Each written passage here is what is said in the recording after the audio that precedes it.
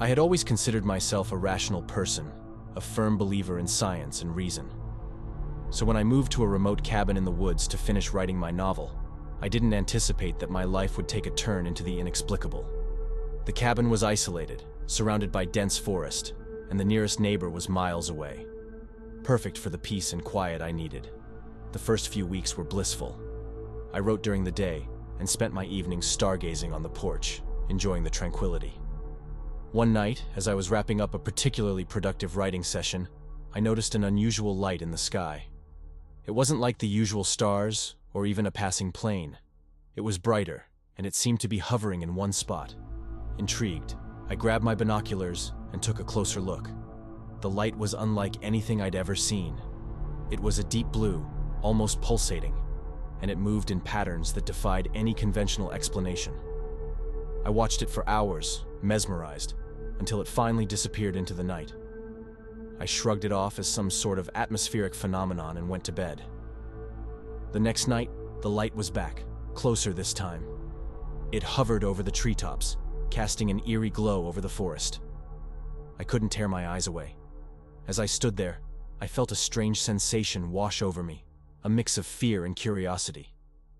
Suddenly, the light descended rapidly and stopped just above the clearing in front of my cabin.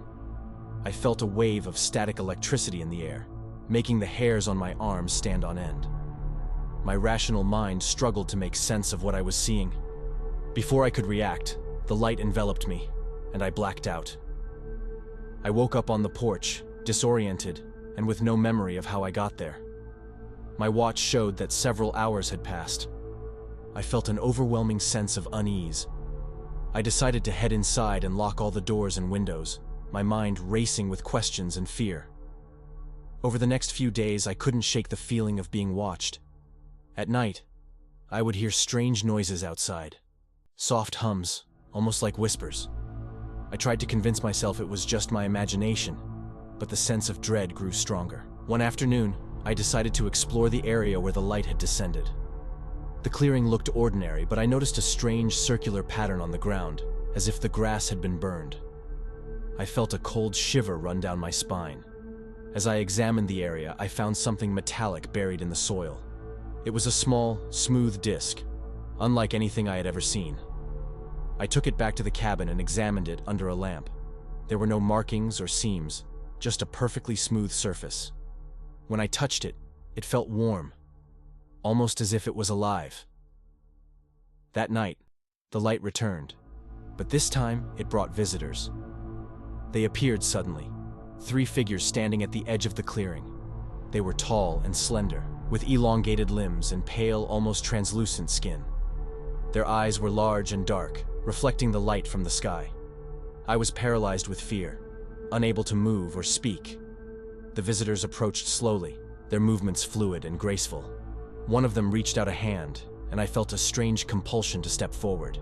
As I did, I felt a sense of calm wash over me, as if they were communicating with me without words. The figure touched my forehead, and I was overwhelmed with a flood of images and sensations. I saw distant worlds, advanced civilizations, and a profound sense of interconnectedness. It was beautiful and terrifying all at once. Just as quickly as it began, the connection was severed, and the visitors stepped back. The visitors turned and walked back towards the light, which lifted them into the sky and disappeared. I stood there, dazed and confused, trying to process what had just happened. Over the next few days, I experienced vivid dreams, reliving the encounter and seeing glimpses of their world. I couldn't focus on my writing anymore. My thoughts were consumed by the visitors and the knowledge they had shared with me. I felt a deep sense of responsibility, as if I had been chosen for something greater. I decided to return to the city and consult with experts, hoping to find answers. I took the metallic disc with me, but no one could identify it. Some dismissed my story as a hallucination or a hoax, but a few researchers took me seriously. One of them, Dr. Collins, believed that my encounter was genuine. He had studied similar cases and was convinced that there were beings visiting us, sharing knowledge with select individuals. He urged me to document everything I could remember and to stay in touch. Over the next few months, I tried to return to a normal life, but the encounter had changed me. I felt a constant connection to the visitors, as if they were always with me. I continued to have vivid dreams and strange experiences, but I no longer felt fear. Instead, I felt a sense of purpose. The visitors had shown me a glimpse of a larger universe, one that I was now a part of. I knew that my life would never be the same, but I was ready to embrace whatever lay ahead.